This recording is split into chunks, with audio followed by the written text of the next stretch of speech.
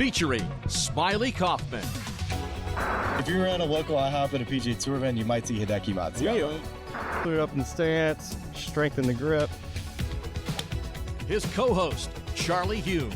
We've now picked 5 of the last 8 winners on the PGA Tour. Oh, it's going hole. Please go in the hole. Please go in the hole. Please go in the hole. Yes, sir! And the biggest names in golf. That's a great question. Can I talk about it? I don't think I'm ready. How good does it get, SK? Why not ask Charlie?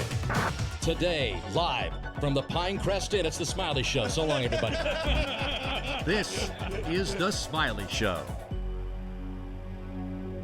Welcome to a on-site edition of the Smylie Show, where we are here on the TPC Sawgrass campus. We got scoring right behind us. Someone's going to be, I guess, not crowned the players' champion. They'll pencil it. They'll give their old John Hancock. They'll put the John Hancock on it and earn themselves a nice little swingman trophy. Everything comes with it. Everything comes with this a huge win at this event. A 1-of-1, the flagship event for the PGA Tour.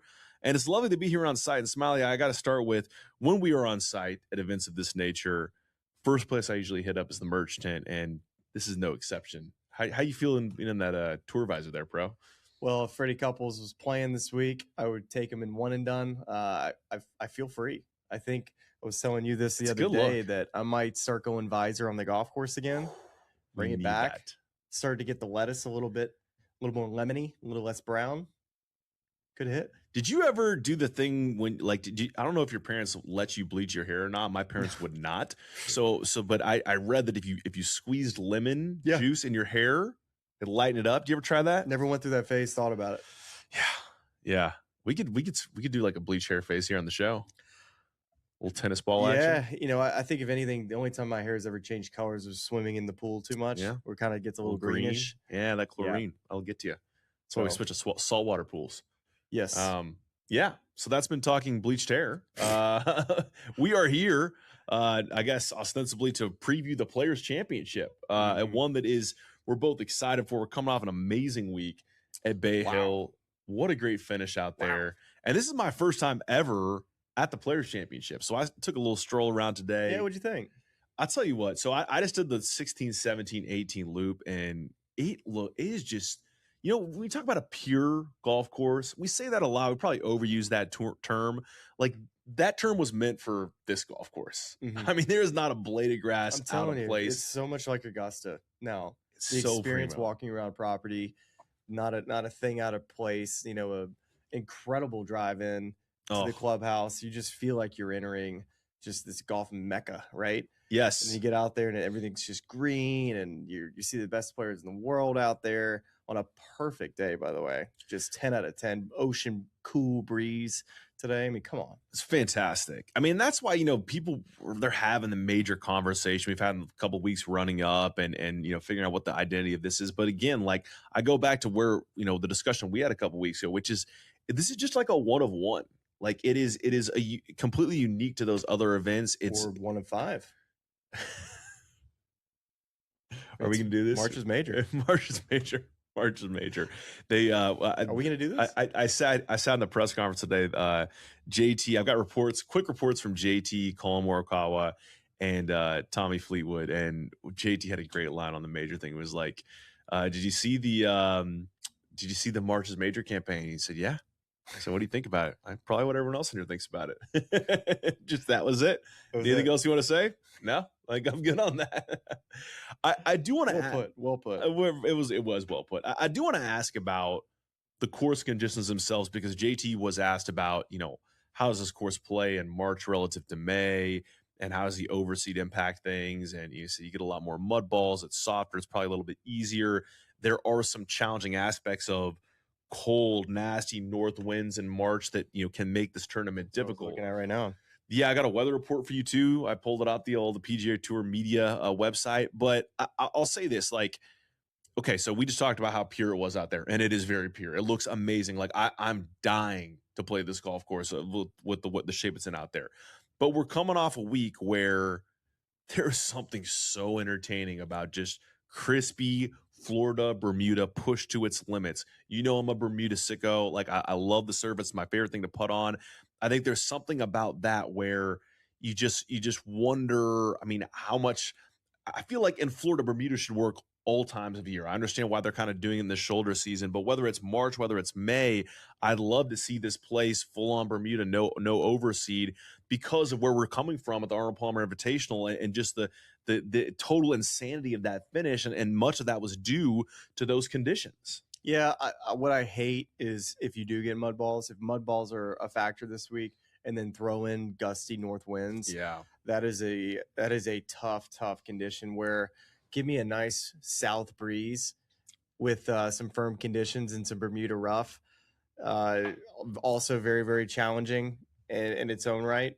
A much different challenge. Mm-hmm. You're hitting a lot more shorter irons off or shorter clubs off tee boxes, but a lot of these holes are dog legs. So you're dealing with, having to really play aggressively off the tee to one side of the fairway to keep it in that side of the fairway if you don't shape a shot.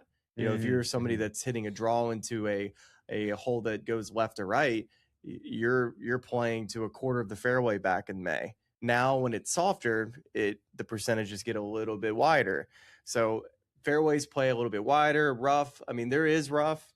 When we talk about probably from 6 iron up, you're going to be, having to deal with like, can I get it there? But everything will come out more dead out of that rough versus, there are some spots like left of 4, always going to be a problem with some heavier rough that they're smart about where it kind of gets high, where they kind of keep it a little bit more playable. But the challenge of TPC Sawgrass will always be difficult, right? Just from an execution standpoint and being able to hit the shots. I think it's much easier to hit the shots when it's in May, but when you start throwing in some crosswinds, some gusty winds, and you get out of position at this place, and from based on what I could tell just being at the golf course today, the greens are having a little bit more of a crispiness look to it. They're a little bit more brown, and the rough is up. So when we're talking about what to expect this week, maybe it's been told through the media. It's like, hey, we don't want the soft Players Championship. Like, we want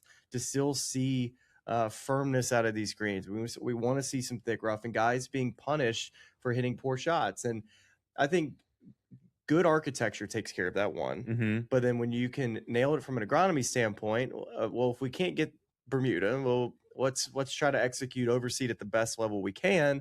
And it seems with some rain in the forecast, they might be pushing it more earlier in the week based on what they're seeing, which I think is smart. Yeah, and I mean, for me, just again, quick observations of being out here for a limited amount of time, but I just love like the shot value that's required for like the approach into 9, the approach into 16, going up and looking at the 16, the green complex, and just the different tiers around that green, how precise you have to be, going for that and 2, and even standing at 17, watching Matt Fitzpatrick practice putting out there and looking at the way that grain changes, where you can see it. Yeah, it's so cool just seeing like the way in which different ball, like he was putting from the back left corner of the green to the front, and just when it clears that ridge and starts taking the grain, just picking up speed down the front of that green. It's just you can see why that is such a daunting test when you're whether you're standing back on the tee, trying to aim at a certain pin depending on where the hole location is, or when you're up there trying to putt and being defensive with the 2-putt or trying to make a birdie if you're in the hunt. Like I just think that this course was built as a stadium course in the sense that it's supposed to accommodate fans and be this big, but it's also a stadium course in that it's got these great sort of opportunities for swings in the competition and excitement and producing finishes like we saw last year. Rory McIlroy and JJ Spawn coming down to a playoff, excitement on 17. So that part of it, no matter when it's going to be played, you're going to have that because of the way the golf course was set up by Pete and Alice Dye when they designed this thing. Yeah, and too, the golf course, when you think about it, in shaping the golf ball, a lot of trouble is on the left side. Now, not to say that's the case for the entire golf course, because there's shots like the 5th tee that if you spray one right, you can hit in the water. But I think the most difficult shots are the tee shot at 18, the tee shot at the 7th hole. Like, those are the 2 most challenging tee shots that keeps pros up at night.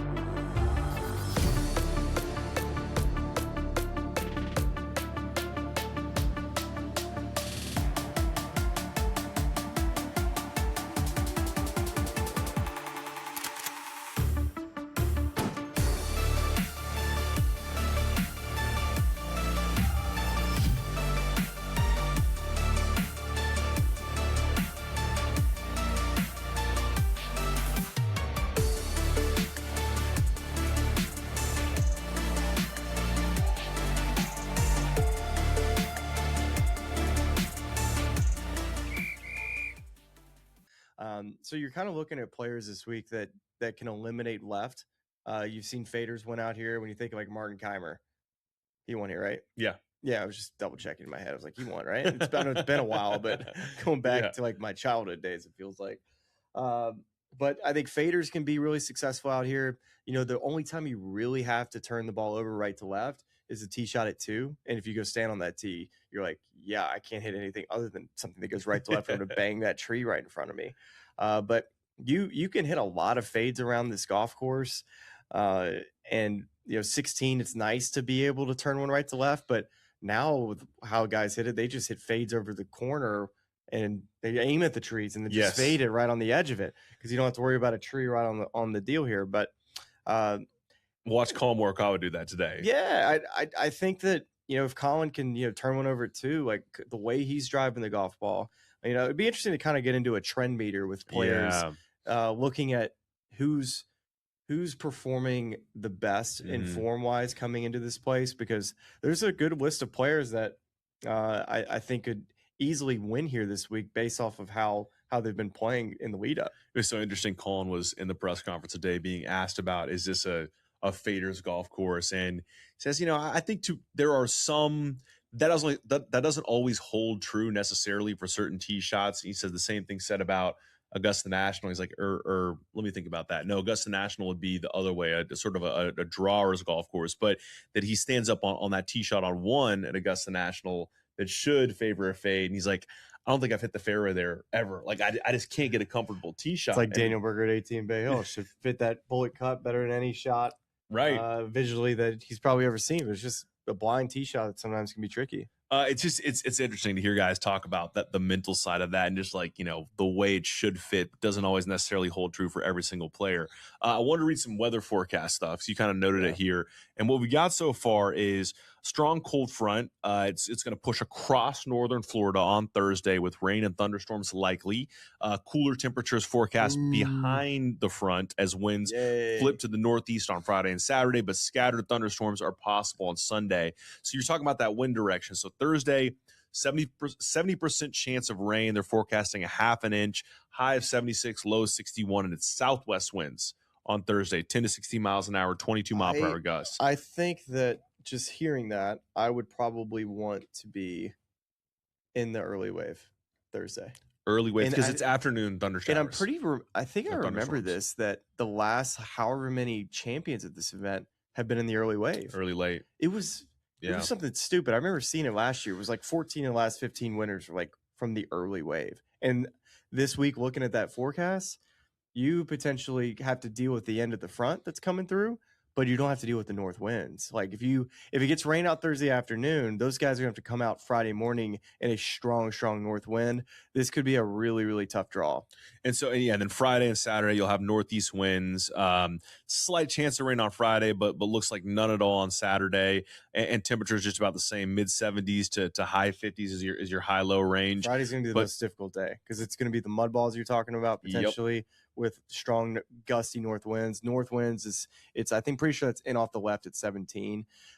So oh my gosh, that is not going to be the happiest of happy hours when I'm out there Friday. It's gonna be a sad hour. I think it's so interesting too on just the weather piece where there's a great I was laughing so hard. Someone asked JT, I think the first question of his press conference was, JT, how many weather apps do you have on your phone? And he goes, that's the correct answer. Or what? Maybe I have 2, I think. You have 2. Okay, so maybe the question was, how do you go about getting your weather forecast? He's like, well, I'll tell you. Pulls his phone up. He said, I got 6 weather apps on this phone. And the part about it I loved was that everyone's got the negative forecast guy, they got the positive forecast guy in their group at home. Like they know who to text if they want to try to talk people into playing or talk people out of playing. And he said the one I love the most is WeatherBug. He said WeatherBug is my optimistic app. Like you look at WeatherBug says you're good to go all the time. Yeah, he ran through this whole thing. So I was like, I downloaded WeatherBug. I'm like, all right, great. I'm gonna start using this for the boys at home. That was a funny little press conference nugget. I also loved, Colin was asked about, just when he's talked about in the past last year, coming off of Bay Hill, the tough loss to Russell Henley, and not wanting to talk to media when he's playing bad. And they said, well, Colin, what do you like when you're playing well? He's like, well, I was out there tinkering again today. Out there, just trying to mess Can't help with stuff. himself. Can't help himself. Love that about him. And then I thought it was funny. Tommy once again showed up in a hat of the tournament he's playing in, but he said his son is a big hat connoisseur, and so he gets on sites. This is we're solving mysteries this week. Of, do you go in the shop? Do you buy all these hats? He said, well, usually they're gifted to me, but I actually flew over with this one because my son likes collecting hats, and he pulled this one for me specifically. So some good nuggets from the guys today in the press conference. So with that, Smylie, shall we delve into a little bit of players' history, maybe a little course history here to kind of set up some discussion? All right, so here's what I got for you. So TPC Sawgrass opened up in the fall of 1980, as mentioned, a Pete and Alice Dye design. First hosted the Players Championship in 1982. And the player feedback was not great. My favorite quotes from all the competitors that week. Ben Crenshaw said, "It's Star Wars golf designed by Darth Vader." Jag Nicklaus was asked if TPC Sawgrass suited his playing style, and he said, "No, I've never been very good at stopping a 5-iron on the hood of a car." And JC Sneed called the course 90% horse manure and 10% luck.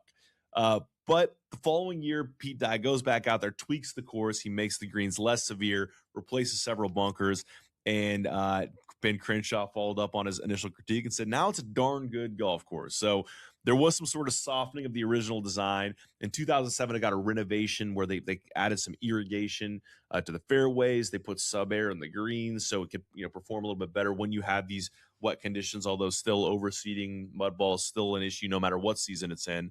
And since the players returned back to March, because it went from March to May back to March in 2019, your winners have been Rory McIlroy in 2019. 2020 was canceled because of COVID-19. 2021, Justin Thomas. 2022, Cameron Smith. 23 and 24, both Scottie Scheffler and now Rory McIlroy defends here this year after winning in 2025. Some big names, man. So Scottie and Rory both winning twice.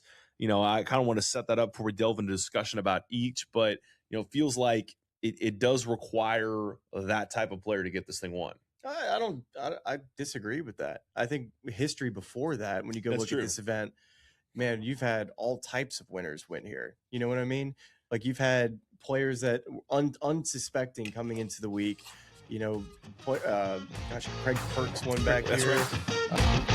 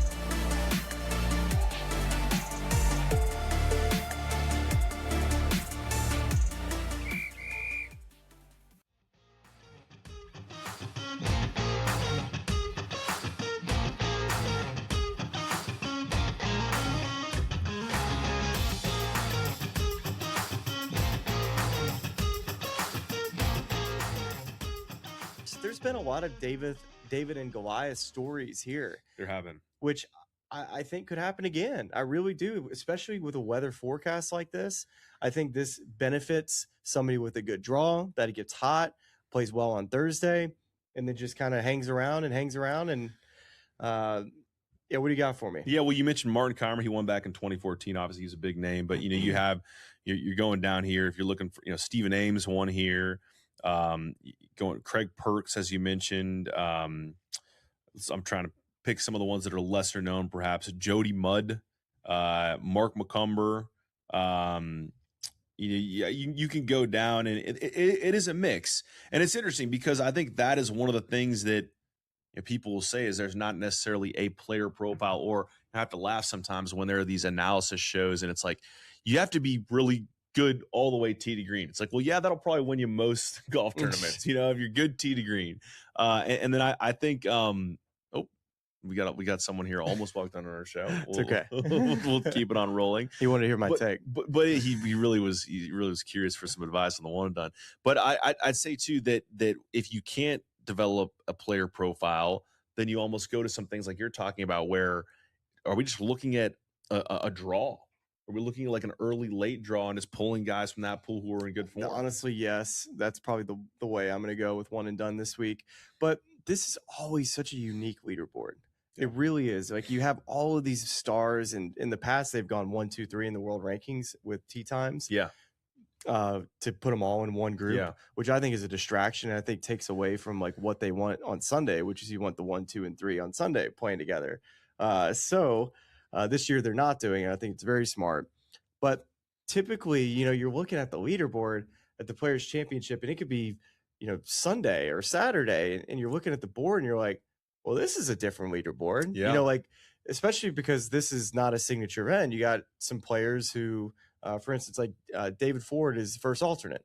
Yeah. So there's a lot of guys who would not be getting into signature events that are here competing and playing and have a chance to get into contention. And there's some guys that have played well this year that like Ricky Castillo, for example, a player who's hot right now, kind of riding a lot of momentum, a Florida guy. I think there's storylines here this week that develop with guys that have played good golf. This golf course doesn't reward any certain type of player like you talked about, but what it does require is execution and proper strategy and commitment, because you have to play fearless out here. It's visually intimidating, and just that finish 16, 17, and 18 come Sunday. Even if you're somebody who is out in front and have a chance to win in post, you have to play some of your most fearless golf down that stretch to be able to do it. Yeah, that last tee shot on 18 with that water on the left. I mean, there's no. Yeah. You got to step up there and hit a shot. You want to get the thing done, especially you got to make like a par to win the thing. It's you bail out too far right, and you're struggling over there in the trees. Totally. I know we are talking about it can be a David and Goliath story. We've seen that play out, but let's kind of talk about the two guys that are the favorites in the tournament, Scottie Scheffler and Rory McIlroy, as they've won 2 each since that shift back to March. And so this is Scottie's 6th career Players appearance, and he in each of his wins in 23 and 24, he led the field in strokes gained tee to green since 2004. 17 of the 21 Players champions finished inside the top 10 in strokes gained tee to green, which is, again, probably pretty obvious stat. That's not a shocker, but that has been a recipe for success.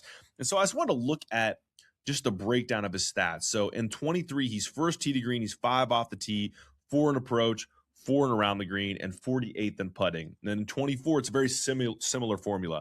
First in tee to green, first off the tee, 7th in approach, 6th around the green, and 37th in putting. I think Scottie's gonna play well this week. And if you look at just like that instead of the ranks, like the actual raw, the data, the way he's playing right now in current form, it's comparable off the tee and around the green, and the putting's actually slightly better.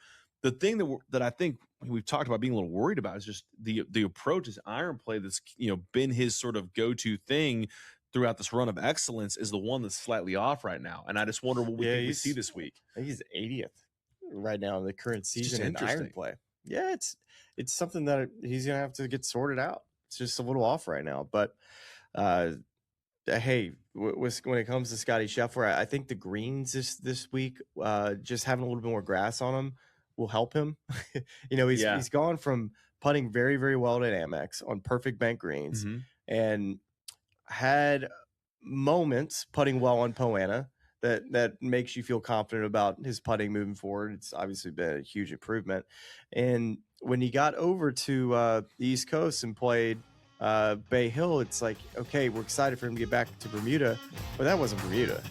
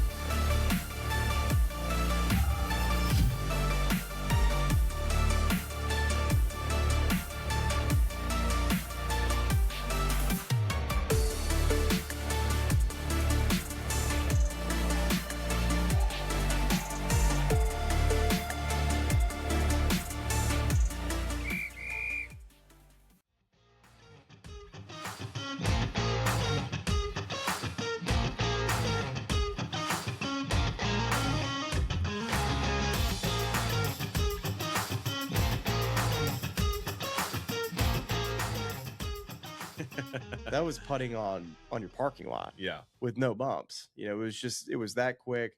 Never really felt comfortable on those greens from what I could tell. Obviously super frustrated with it, but there's been enough good golf for me to see that Scottie Scheffler can put 72 holes together this week. I think it's going to come down a little bit more to his mental side of the game. I think he's been overly dramatic at times, which he's just been frustrated. So I think a week like this, when you could have mud balls, you could get some gusty winds. I think just kind of reeling back in. It's like I've won here multiple times. I've done it coming from behind. I've done it, being on top the whole day. Just reminding himself that, hey, just stay in it. Just give yourself a chance going into the back nine, and I think that's going to have to be his goal. Yeah, and I think the curiosity that I have just from a fan perspective is, is there, in the same way that he's talking about, hey, I'm not really worried about my first round scoring average because I led in every round last year on tour. That do we get, is the iron play just a blip in the radar? It's just something that's hey, I'm a little off, happens to everybody, and I should get right back to where I need to be and have been when I've won this tournament twice in the last 3 years?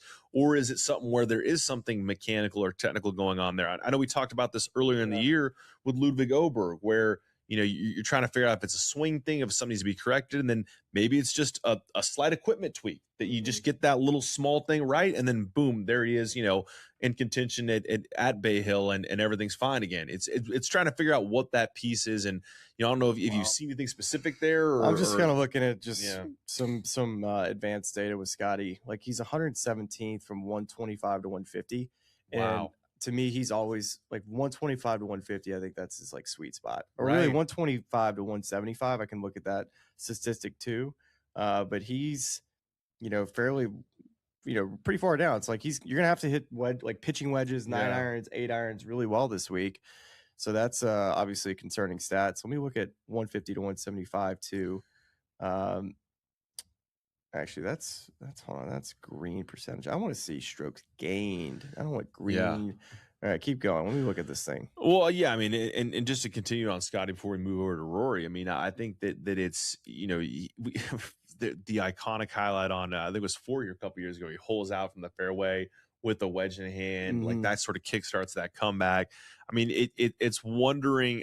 It's not that I wonder whether or not he can do it. I know he can do it. It's just that in his current form, and he said he left, whether he was just kind of giving a passing comment to a reporter on the way out at Bay Hill or whether he really believed it. He said there was enough he saw on Sunday to make him feel confident about what he was bringing into this week. So, just time will tell as to whether that actually holds. And overall ball striking, it still says he's 5th. So it's pump the brakes here. Let's put the brakes. we are knee jerking a little too quick. Well, let's talk Rory then, because in his most recent victory last year, he finished 5th in strokes gained approach. That he's the 10th players champion in the last 12 years to finish inside the top 10 in strokes gained approach to the green. As you mentioned, it's a lot of that 125 to 175, like in that sort of category. If you're playing well there, you're likely going to have a good chance in this tournament. In 2019, when he won this event, the first year back in March, he was first tee to green. He was second off the tee. He was 6th in approach, 29th around the green, and 47th in putting. And then in 2025, 8th tee to green, 16th off the tee, 5th in approach, 50th around the green, but 10th in putting. So a little bit better putting this last year. Now, we saw something come across the wire today that he's still a little bit bothered by that back. He's not arriving here on site until Wednesday. So if you've been following the sort of the tournament favorites and the odds there, his line was moving a little bit as a result of that. I still think he plays.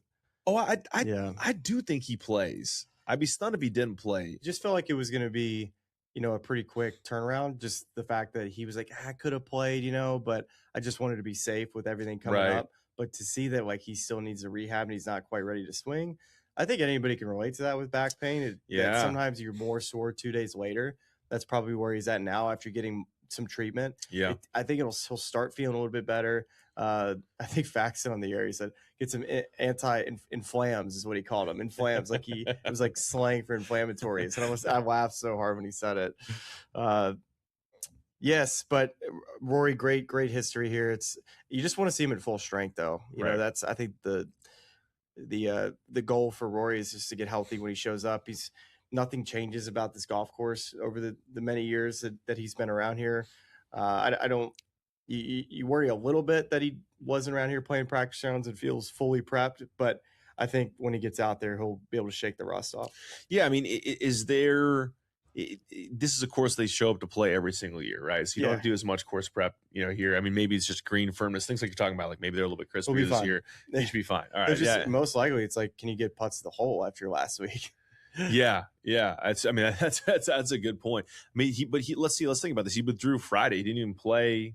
He withdrew. Do I have that right? Friday or Saturday? He withdrew on Saturday. Saturday. Okay, so he did play 2 rounds out there. So those are our 2 favorites this week. Now let's kind of go down the board here and look at some other guys that the people like this week. The third shortest odds, we talked a little bit about Collin Morikawa. He's about 20-1 right now.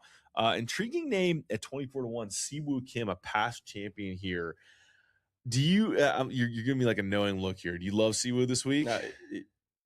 Just tune into the rest of the show. Okay. Something just came across my desk with Siwoo. I feel pretty good about him this week. You feel pretty good about him. The thing in looking at his profile and data golf and just as a year at large is like it's all very, very good. But he has played a lot. Like, do you worry at all that he played the entire month of February? Any running out of gas problems for Seaward? You just think he keeps it going? We're running it back. 2016. Wow, 10 years. that's a trendy meme this year. I like that. The 2016 Running it challenge, back. running it back. All Yeah. right, love Siwoo a lot. Okay, great. Some others on here just to kind of run down the board a little bit. Tommy Fleetwood is 25-1. Russell Henley 27-1. Ludwig at 28-1. That's a little tease for Fleetwood's mine. an interesting one because Yeah. this is a golf course that you would think is kind of good and built for him. Like Yeah. all the trickiness with when it comes to visual issues and Tommy's ability to really drive it straight, being a precise iron player, very good putter and around the greens. Yeah. Does everything well. But when you look at the beginning of this year, he if I saw this correctly, that can't be right. Is he? I guess yeah. Okay, he's got a 4th and a 7th. Okay, didn't play Bay Hill. Well, why is it not up? What did he shoot at Bay Hill? He didn't play good. I don't think He did not play well, Bay Hill. he didn't make any birdies on the last round. I don't Yeah. think he made like bogey or birdie free round. Yeah. I mean, I like Tommy this week. Yeah. I really feel like this would be a nice week to get him, to be honest. But the only thing that worries me is if the golf course gets soft, Yeah. just off the tee, just kind of giving up a little bit of pop. But yeah, I like Tommy this week. Ludwig, who are the other guys? Well, I just kind of, and we can just, I think at this point in time, instead of writing down a leaderboard, we should just launch right into our one and done, Let's do because I think it's, we're going to talk Let's about do it. guys we like instead of just kind of bopping through. So, it's my go first this week. And this is, of course, if you're watching this on a Wednesday or whenever we're dropping, this is going to replace our usual Instagram lives. We're here on site doing all sorts of things this week. So we'll just take note of that, because we get messages every single week like, where are the picks? Like we promise we'll get them to you. We promise we'll get them to you. So I'm going to start out. My first suggestion is going to be another former champion on the subject of Siwoo Kim, Adam Scott, going up at 60-1. And here's my thing is that a couple weeks ago, we talked about, we got done with the Genesis Invitation. We're like, why in the world did we not suggest Adam Scott? Ends up finishing 4th there at a course that he's played well at before. It was always Adam Scott that week. It was always Adam Scott. And I know that collectively Adam has played better at Riv than he has here, but he is a past champion here. He's had a lot of looks here. Finished 11th, tied for 11th last week at the API. His ball speed's up. Oh, I didn't even tell you. I asked him about that. What do you say? So he's got a little something. I don't know if we can get this here on camera, but it's like we're just looking at your power package. Yeah, Load it. it's like he's kind of like loading his front left leg a little bit. Let me just load it right into the camera. And just like really pushing off.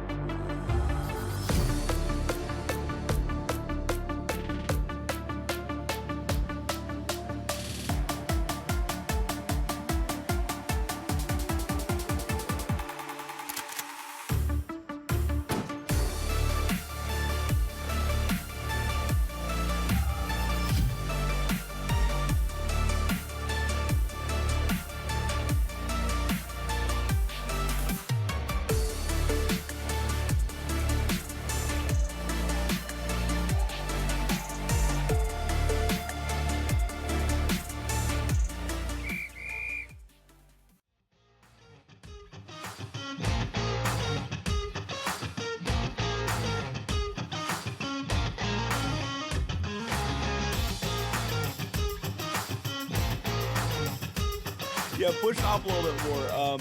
And he said he thinks that's been a part of it. He just said, hey, I mean, it'll probably work for a while, and then maybe I'll overcook a field and I'll find something new. But something about that pushing off the front leg is helping kind of up those ball speeds. So I like Adam for a good finish this week. I mean, a guy just to consider if you want a long odds guy or play for like a top 20. But I like Adam this week a lot. All right, I'm going to give you a bit of a long shot. Okay, like that. Long shot. Long like this is half quarter.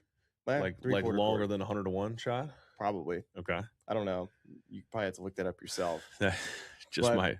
This, I do think you're going to see somebody that you're not expecting to be a part of the storyline out here. I agree. Somebody like a Tom Hoagie, somebody that's unexpected. It hits it straight.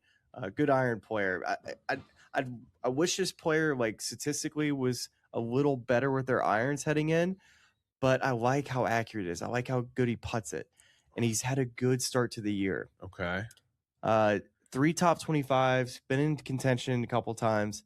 Kevin Roy. Oh, interesting. Kevin Roy. 3 top 25s. Which events? Okay, let me give it to you here.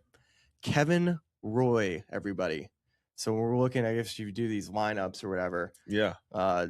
Sometimes you got to find some folks. That's right. So he finished at Sony. He was in the last couple groups. He shot 71 on the last day, which killed him, but he finished 13th.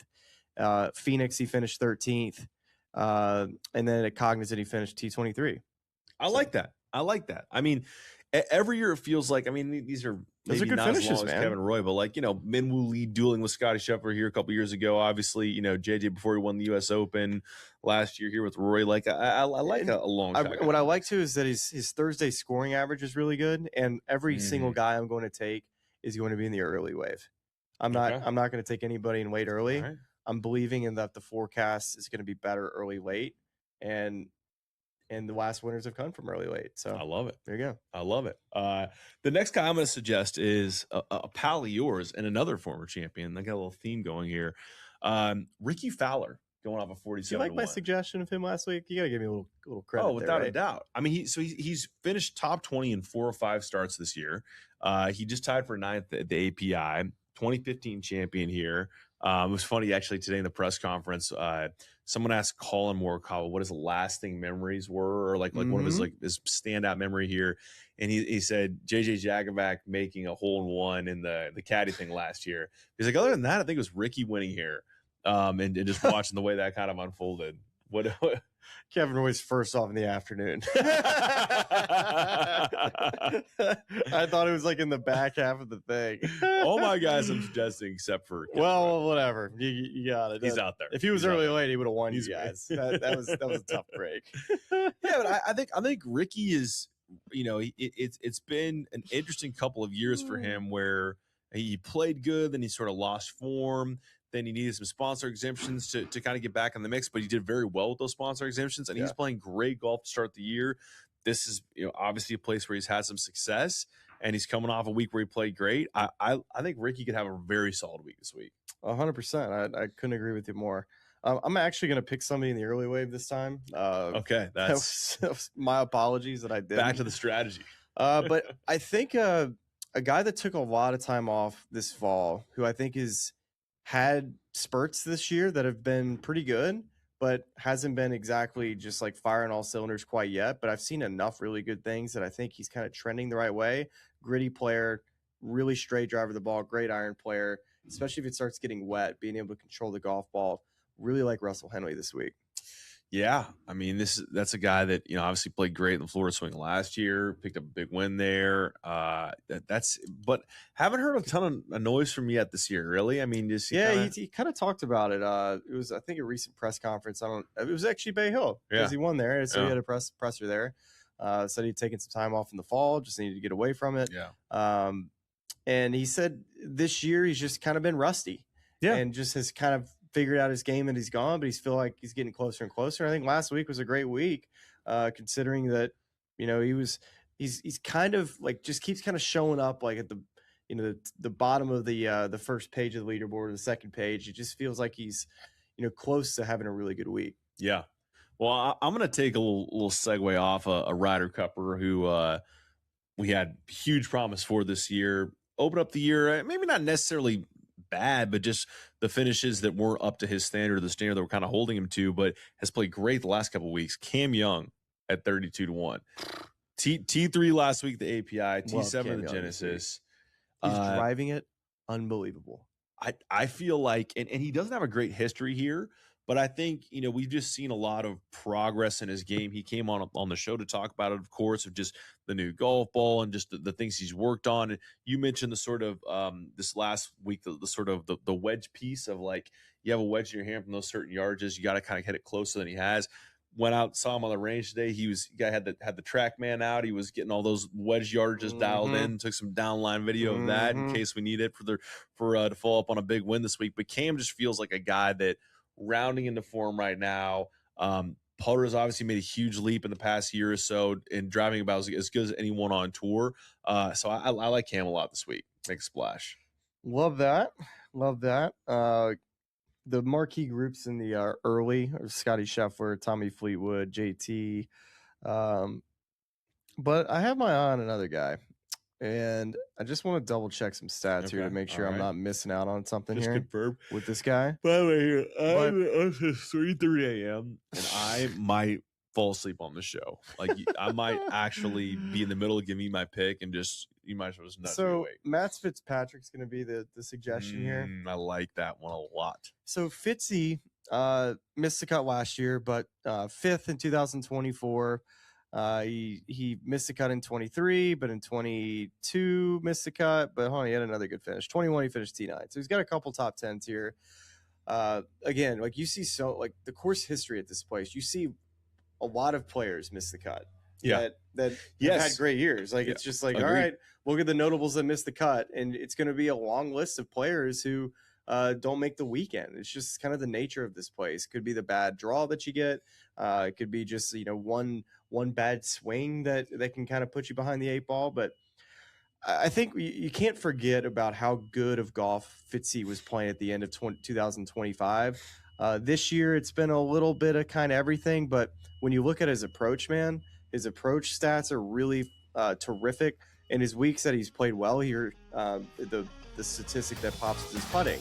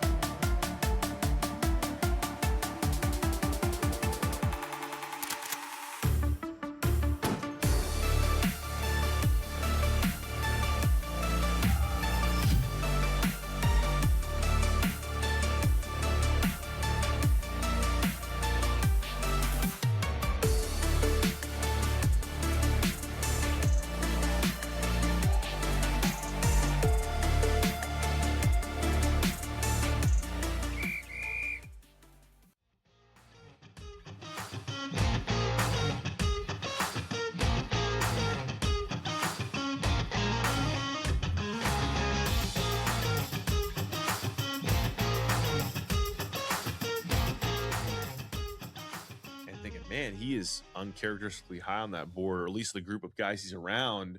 He's well up there. And then I went to Data Golf. I mean, Data Golf's given him the second best chance of anyone other than Scottie Scheffler to win the golf really? tournament. I They love him. They love him this too. week. Me And now too. my dumb brain is like law of averages. How long can one man just continue this level of form, without seeing some form of dip and just having played a ton of golf? But, he's definitely, in terms of form and Shoot, what wave is he? I thought he was in the early. Dang oh, it. here we go. Please Okay, he's early. He's early. I thought I screwed it up That again. would've He's been on the amazing. backside. I That kind of want to see his pairing to see like what type of pairing What he's kind of got. vibes he's gonna get? Yeah, sometimes you get Who you got? Ludwig. This is perfect. And Morikawa. This is perfect. And Morikawa. You got to go watch him Thursday. I will. Thursday morning, 8:40. Is that 8:40? Yeah. I will be with that group. Yes, you will. I will be with that group. I'll be walking with that group. Maybe Dude, I'll- every time Siwoo makes a bogey, you're going to be like, Good effort. Good try. Good effort. Man. Well, okay. We got to wrap the show up somehow before my brain short circuits. I would like to know, do you have any like tease for us for happy hour? And what happens if it rains?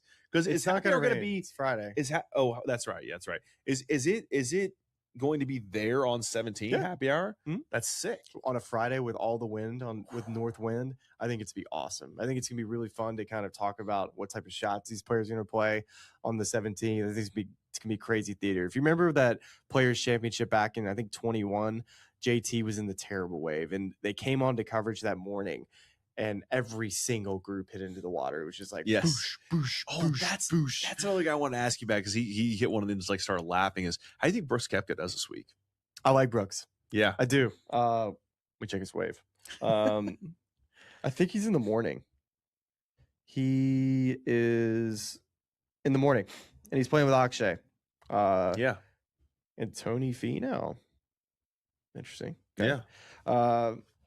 I do think Brooks is gonna have a good week. I do. And he's got to be excited to be back here. Yeah, but that morning you're referencing was one of my favorite days of golf in like the past 5 years. I go back to that same shot, that like 200 it was like a 200-yard 5-wood that JT hit, where he like sawed it down to like the steel and just flighted this thing in. I was like, that's art, like that's craftsmanship in golf. There's nothing insane. but it was I think insane. he shot 69. It was just So good, bogey free. yeah, clearly like insane. one of the better rounds in his career. Yeah, so good. All right, okay. So Friday happy hour from the 17th hole. Last question is, what do you set the over under at for the merch run I'm going to do tomorrow morning for my family? I'll go under. Under what? You gotta set Under the like number. your what you normally do. I don't know. I mean, I'm gonna go under there. That's great odds also, making. Under what you normally do. If I'm recreating a shot at 17, are you going water or no water wow. first shot? Wow. Okay. I mean, it's gonna be Reminder, a if like standard tee if shot? we're gonna be probably playing it to the right pin if we do it. Like the Sunday shot, like, Yeah. and you're going to do it on Sunday or during the week. No. This will be like either tomorrow or Wednesday. Okay. Reminder: last time I hit a shot was with you, so like it'll be a 2-week span. Oh, when I hit my wow, last- that's right. Like your last full golf shot, other than that, the plug bunker shot you hit. I think at Bay I Hill. think the right answer is water ball. I think. I mean, I don't know. You were striping it, dude. Buddy, You were- like first shot. I mean, just kind of loosen up, do some stretching. They're not going to let you hit any practice balls at all. I mean, I don't think so. Where am I going to hit them? Like I'm a TV guy. So Sunday pin, what club you hitting? Do you think depends on the wind, right? Yeah, I mean, I'm probably going to hit a pitching wedge. Would be my guess. It's gonna Okay. be probably like a 138, 140 shot. Are you going to hit like? Are you going to take more club and try to kind of hit something like flat, like you know, I'm going to be aiming a step right of it and trying to hit a pull. try a little draw on there? Like no, a little fade, like a oh, pull. pull pull a fade little putt, situation. pull cut. Little Hao Tong Lee pull I'm cut. going to try to get on top of it if I can. Okay. I like it.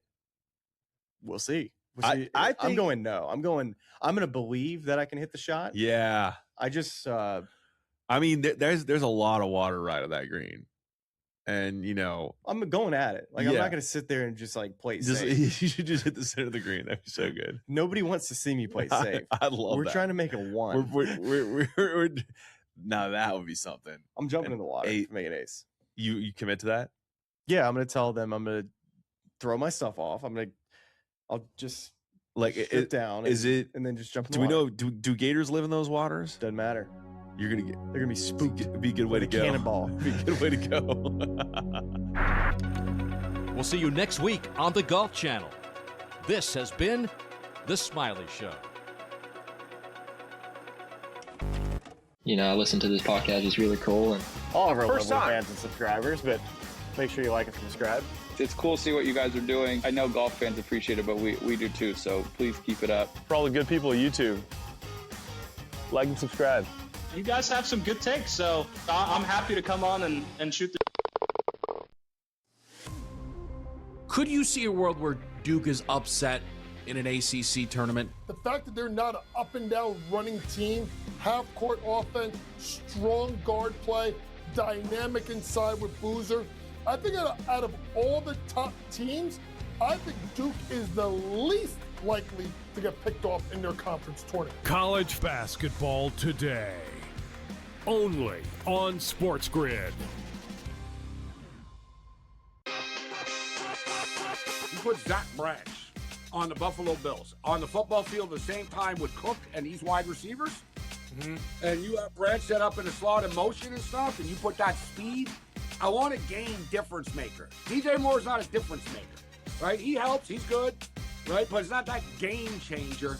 But to me, Kevin, they need game changers on the defensive side of the football. Game time decisions, only on SportsGrid. I really wish I could pull out my crystal ball and predict accurately the future and put money on it and see if I could win. But I think the answer of where we're heading is more uncertainty, and in the short term, more companies, like you mentioned, trying to capitalize on that. When prediction markets first kind of took off this past year, there was a little bit of a hesitancy from sports books. Newswire, only on SportsGrid. Well, still, even though he gave up that home run, Tom, the number's going to be there. If he stays healthy, who's touching that guy? Well, you mentioned him. The only player I've interest in betting on for the AL Cy Young this year would be Brian Wu. And it's a combination of everything. It's a combination of the odds. It's a combination of his underlying skill set, where I believe he's trending in terms of his career. Pro baseball today, only on SportsGrid.